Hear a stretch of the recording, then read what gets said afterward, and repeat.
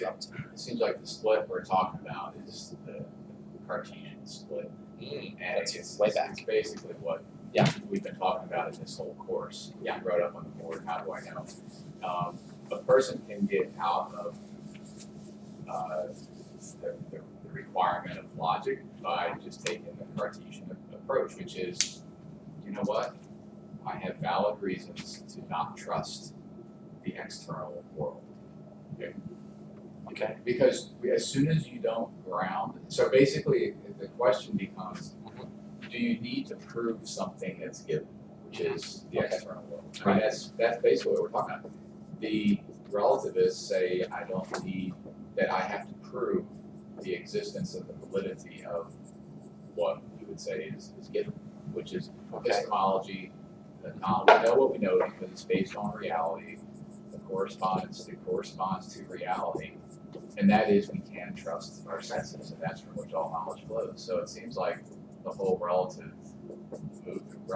relativism itself is completely compatible with assuming that Descartes' assumption that the senses cannot be trusted is completely compatible with that assumption. Now, even though Descartes went on to so-called prove that the senses are trusted, the point is that dualism, that split, he said my going in point is not trusting the senses, which is based on 100% absolute skepticism. So that's the other part of this whole thing. Skepticism is only about the senses, relativism. Because basically you're skeptical about that you can have any truth at all.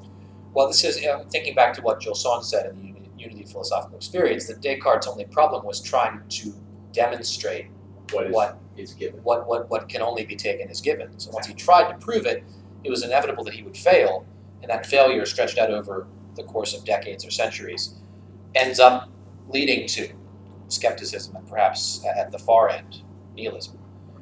So the alternative to proving it, or to trying to prove it, is not even trying to prove it, but making it, but recognizing it as a built-in. It's a first principle. A first principle necessity of the system. It cannot be proven. Okay. And that's really what logic and math and reality is based on. Okay. And relativism is not. All right. If we don't start with that as given, is relativism then a rationally acceptable alternative? It's consistent with itself. It's consistent. So it's irrational. If you're thinking well but starting from the wrong starting point, this is where you would logically end up, we might say. Okay, Mr. Robinson. Sorry, I had to wait. I was going to say, like, with regard to intellectual schism, like, we couldn't even call it an intellectual schism if one refuses to apply their intellect. Ouch. Okay.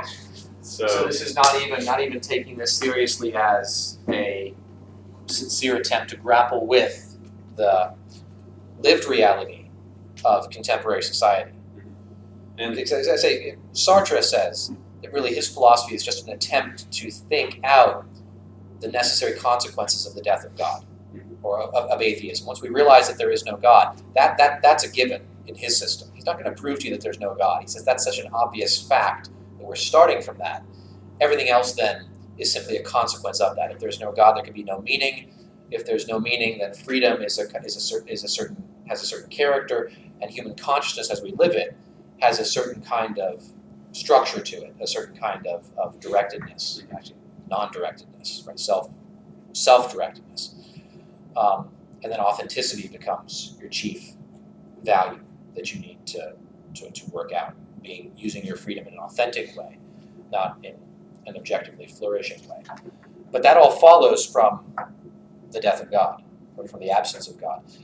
Maybe relativism is something similar here in epistemology. That once we realize that there is no privileged position that we can reason our way to or find our way to in any intellectual fashion, the intellect can't help us. We need to start by acknowledging that we are in the air, that we're never going to be able to place our feet back on the ground, and simply work out the logical consequences of that. Is that an acceptable way of, I realize you may not accept the starting point, is that an acceptable way of working out the way that relativists come to be the way they are? Or do you think that there's an intellectual or character flaw in their reasoning that stands behind their reasoning?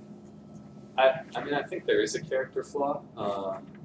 I thought one of the good points that was brought up on page 12 was like one of the critiques is that this is the bottom paragraph on page 12. Yes. By endorsing relativism,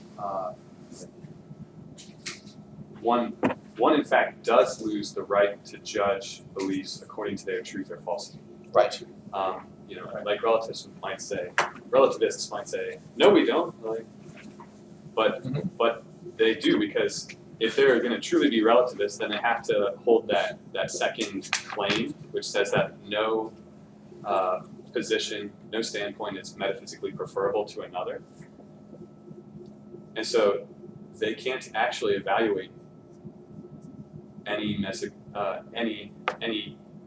other proposition that's proposed by someone as true or false, because they don't even have a system that they acknowledge as superior to another with which to evaluate it. Okay. Can I replace the vocabulary of true and false, which require a certain kind of objectivity of metaphysical standpoint that the relativist doesn't think we can have? Can I replace those with some other standards, maybe of humane and inhumane, right? You can use different words if progressive you and want. reactionary, in the sense that it attains to political progress as we as a community have defined it. We define ourselves as a community that's on the way towards something. You can use different words if you want. You can even throw up useful or not useful for like the pragmatists. But regardless, if you're going to go full relativism, you do not have the right to apply any judgments. I actually was thinking of that yesterday. What if I can I define this, can I absorb epistemology into politics or a larger theory of society, that it serves the political objectives of the social consensus, or if you think that there's some violence implicit in that description, it serves the political objectives of whoever's in charge. See, if I was going to argue with a relativist, they'd say, this serves the political objectives. And I'd say, no, it doesn't. And Okay. they'd say, yes, it does. Like, we have a common consensus. Like, no, we don't. And they'd say, yes, we do. And I'd say, you can't tell me that we don't because you're a relativist. Okay. Thoughts, Mr. McLean, you had a hand up? Yeah. Thoughts on that or something else? Keep it. On that point, I think it's interesting because I don't think that's the most effective way of dealing with them. Because going back to like the two claims. Yes. The truth is, most people are veiled relativists. They Okay. would never realize that they're relativists, and you often have to basically see underneath it, and then you're like, oh, you're a relativist. And the reason is because most of them cannot handle number two. Right. Because There is- most people, if you were to take them and you just accept them at face value, and I found this to be actually very successful. If nothing else, it basically destroys their entire system. Because you basically accept what their conclusions are, Okay. and you take it to its logical conclusion. Okay. And it's one of those things you're like, okay, this, and this, and you're like, okay, so what? And then what basis are you claiming that under? And what it ends is that it once again it comes back to Nietzsche, and it's like all of a sudden your face was staring into the abyss. Because everything has been ripped away. Like what you thought you believed, you really don't have the right to hold. Okay. And so you basically just let them follow that out. Right. And you basically get to that end, and you're like, okay. What if I say, okay, I get to the point that you know we're an inadequate basis, you're not entitled to that rationally. Right? Now, if I've gone full Nietzsche, right? Never go full Nietzsche. I say, well, I pull out the will to power and say, yes, I can. I don't need to answer to you for the adequacy of the grounds for my belief. Right? This conversation is over. Or you are an agent of some reactionary or inauthentic movement. Right? You're trying to get in the way of my achieving either of my collective will to power through what I'm going to call a social consensus, or my individual will to power. Right? So what you and I are calling rational conversation that tries to bring us closer to the truth, even in a Socratic mode, where I don't appeal to my own authority as an intellectual, but simply say, I'm asking questions of rational consistency and trying to provoke you into thinking through your position more clearly and changing it for a more rationally consistent system. which I'm not going to teach to you on my own authority, even that looks like it requires a certain level of commitment to rational consistency. And if I've gone full Nietzsche, I've got will to power handy to me to even undermine that. And so I can shrug, I can be like Walt Whitman and say I contain multitudes, right? I'm not thinking like a philosopher any longer. So your attack on me is really, it's an attempt to invite me to become a philosopher. But if I say no, your philosophy is powerless against me now. In fact, now my characterization of your attempt to talk me around to changing my views is that you are attempting to colonize my mind, right, with your alien ideas. And I've got my own, I'm a sort of 100% nationalist nativist about ideas. I got my own ideas that I grew myself, they've been my ideas for a long time, they're good enough for my parents, and I'm not going to go with what you're saying. So if reason's broken down that fundamentally, then we're in a very difficult situation. Right? So I don't know if anybody, you guys may feel free to comment on whether I've characterized a possible situation accurately.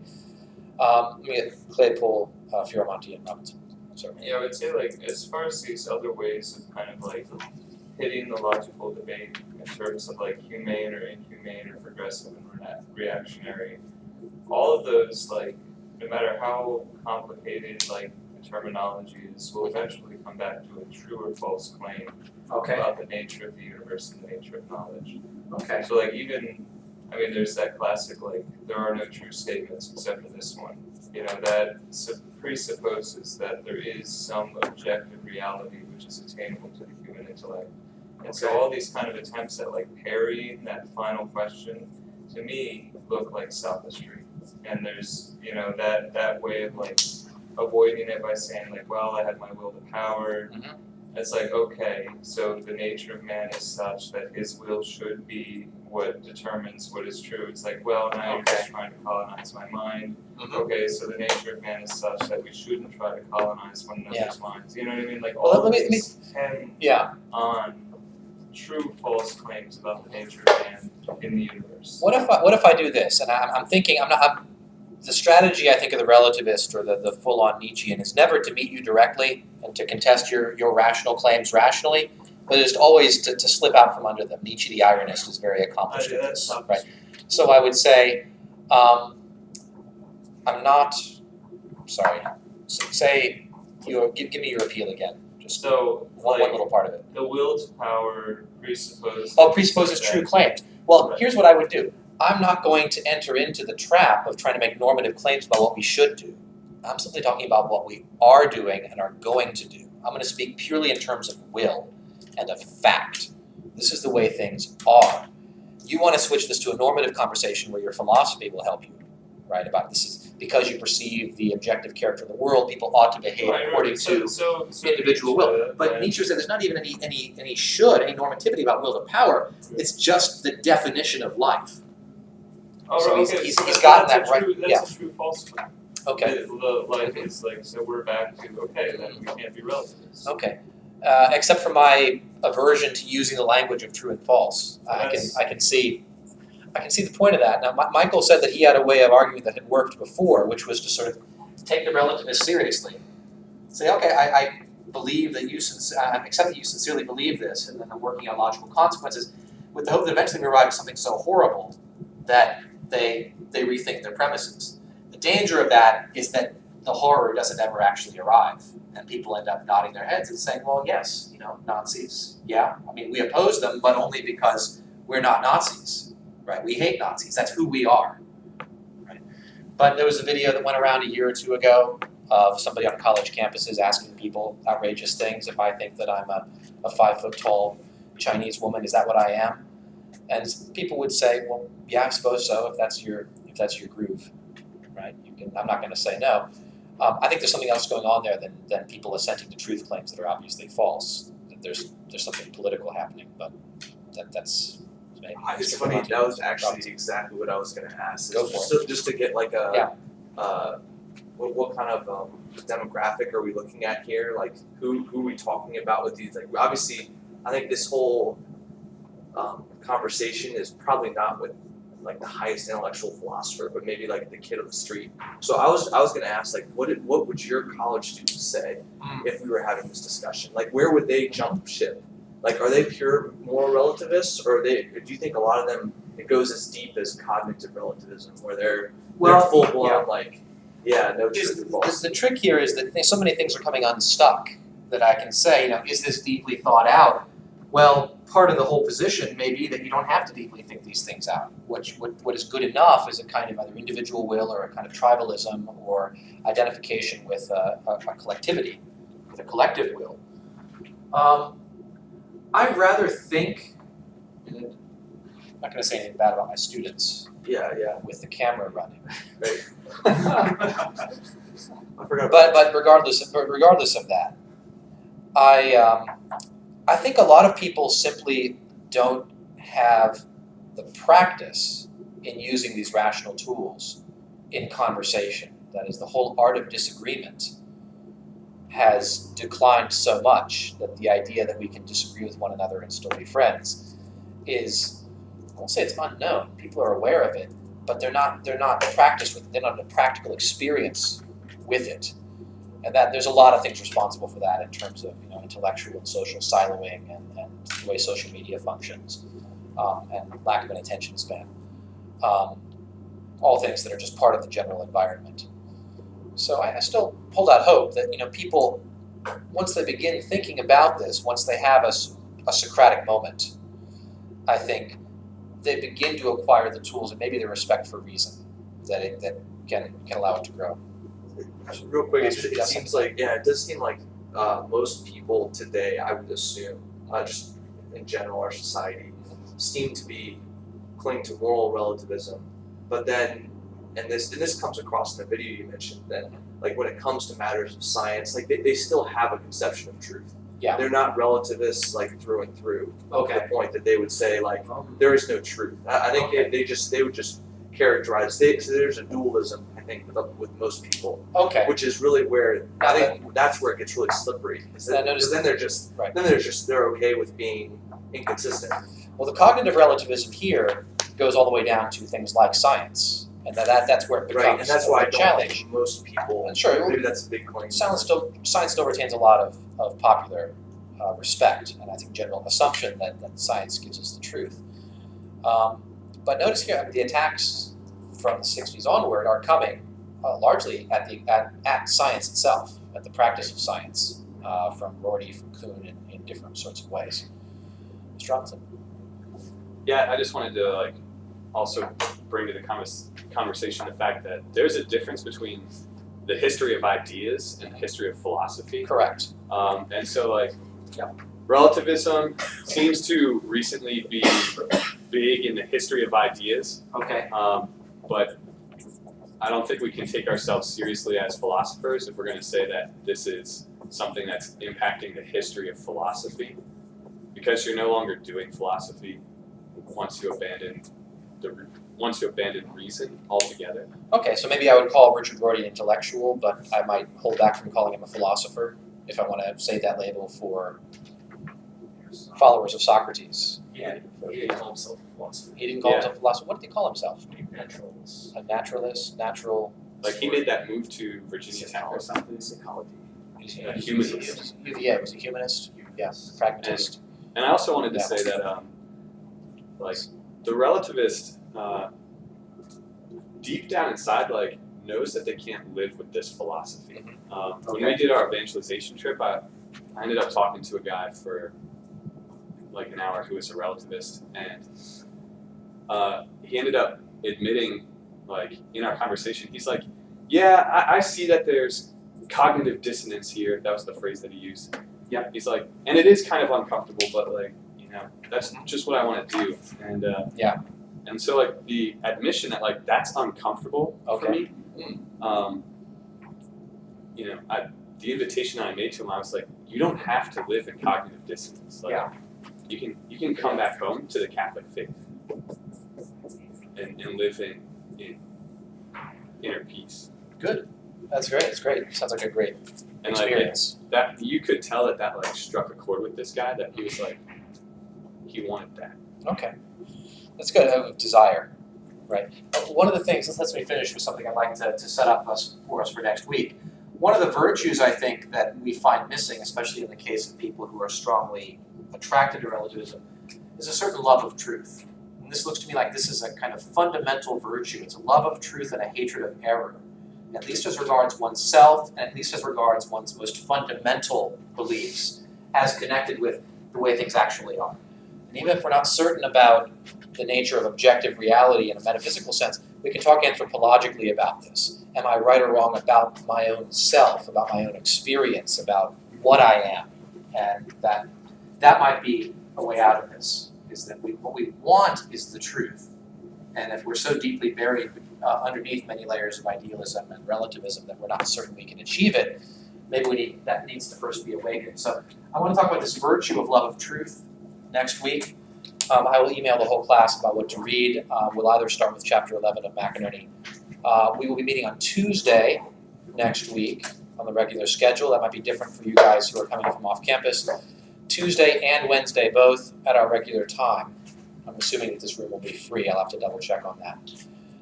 And I hope you guys have a wonderful, blessed Easter, and I'll keep you in my prayers. I'll see you 6 days from now.